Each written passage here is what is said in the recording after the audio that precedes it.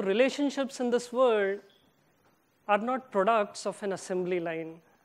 That is, they don't get formed automatically. Instead, they're a product that needs to be handcrafted, one at a time with great sensitivity and care. We see today how the modern work culture is increasingly affecting family relationships.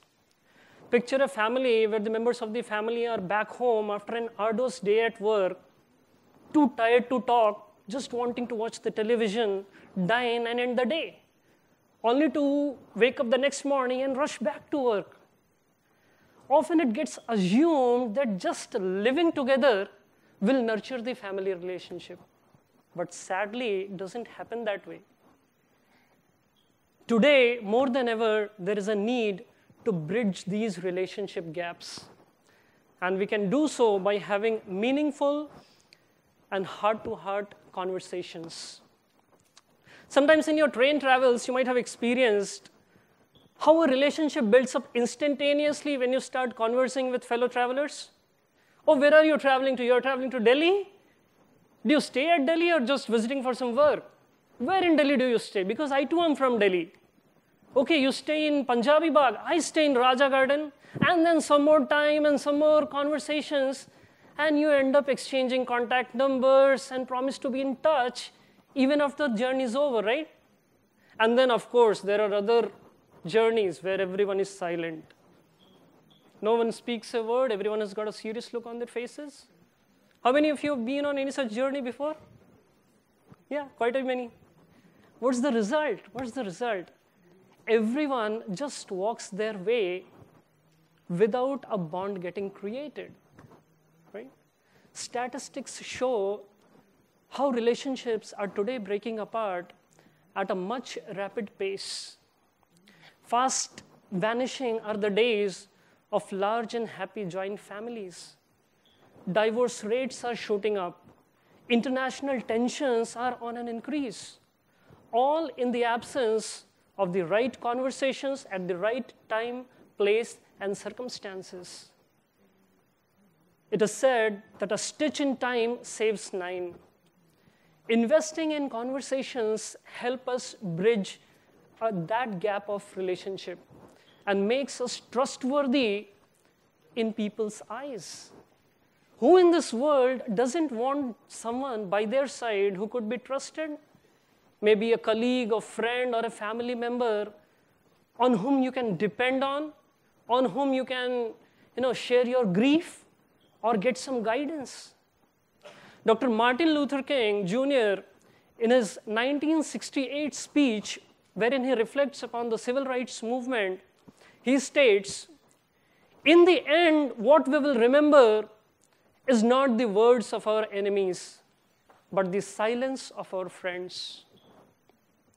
I remember in my own personal life, 10 years back, when I had resigned from my job and was moving to be a full-time monk at the temple, all of my colleagues, my friends, my family members, and relatives were just bewildered. Why is he doing like that?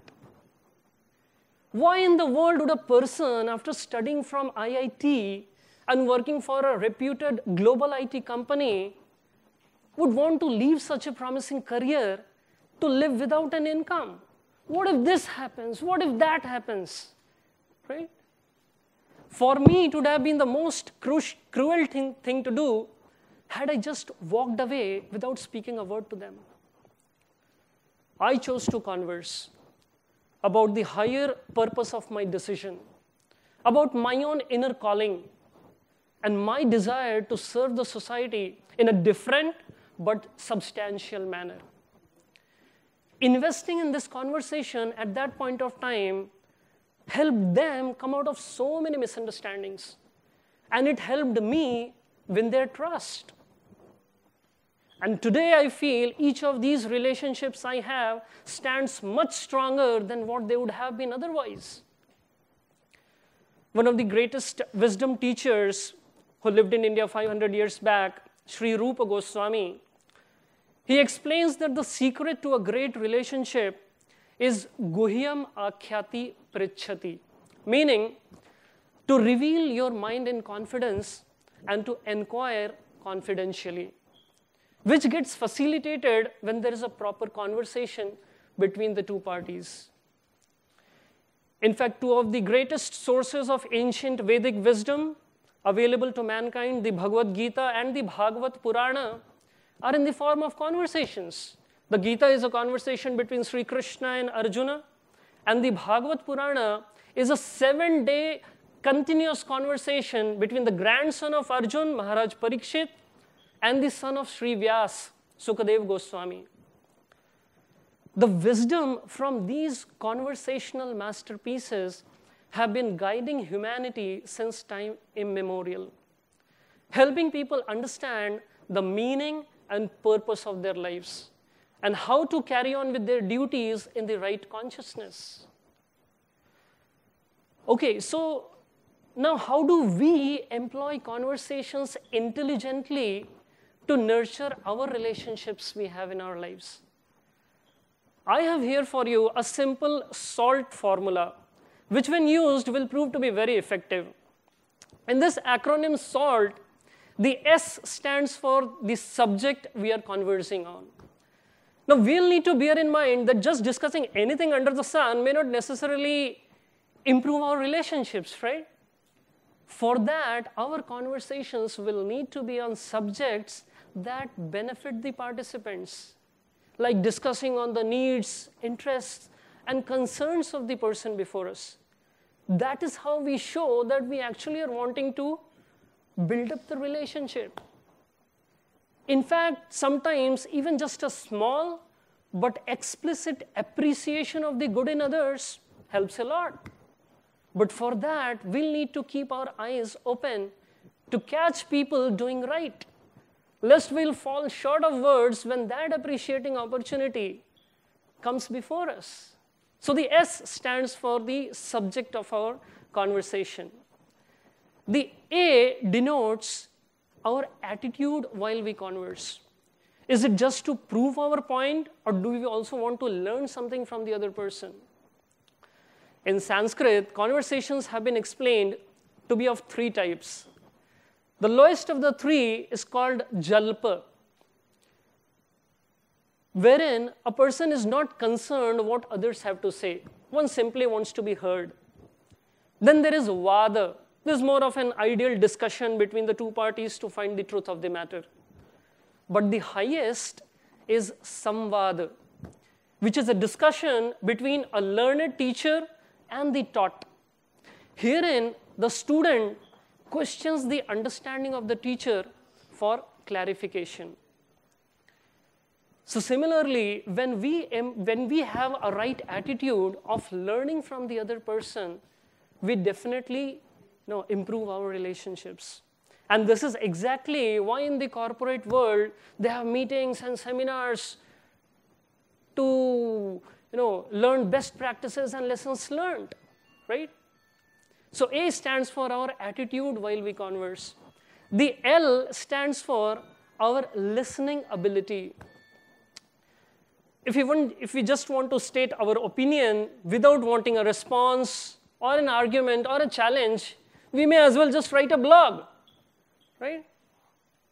A chance has to be given to the other party as well to express themselves. And without being engaged elsewhere, either on our smartphones or the world outside the window, listen to them. That is how we show that we actually care for them. So the L stands for our listening ability. And last but not the least, T stands for time. One has to take out time to build relationships by investing in conversations in person, not just through screens. Social media today might connect us to people far from us, but it also often disconnects us from people close to us because we just don't have time left out of our screen engagements, right? It is said that someone may actually talk to you when they have free time, but some free their time to talk to you. So when we free our time on a regular basis, we show how we actually consider the other person to be someone important. And that we want the relationship to be a priority over other things. So this acronym SALT, S stands for the subject of our conversation, A for our attitude of learning from the other party, L for our listening ability, and T for the time that we need to devote. Right? This element SALT is a very interesting thing. SALT remains hidden in a preparation, and mostly it doesn't get any credit for the taste of the preparation. Right? People appreciate the vegetables or the spices, but not the salt. But still, salt remains a very vital ingredient in bringing forth that taste. Similarly, when we incorporate these aspects in our conversations, we will definitely build up relationships that will be substantial and satisfying in our lives. And I believe this is truly an idea worth sharing. Thank you all very much.